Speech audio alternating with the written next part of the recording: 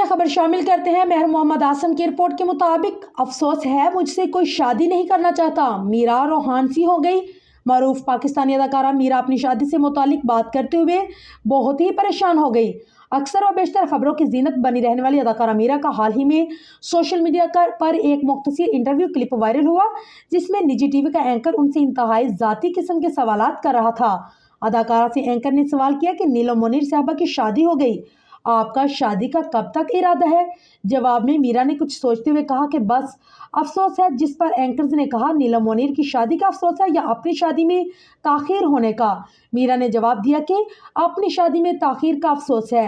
Anchor के मुसलसल सवालात पर मीरा ने इंतहाई तहम्मुल मजाजी से जवाब दिया कि मुझे अब तक कोई नहीं मिला, मुझसे कोई शादी नहीं करना चाहता, मुझे वजह नहीं मालूम होती कि ऐसा क्यों है। एंकर के सवालात पर आखिर में मीरा कुर्सी से उठकर ये कहते हुए चले गए कि मुझसे कोई शादी करना ही नहीं चाहता।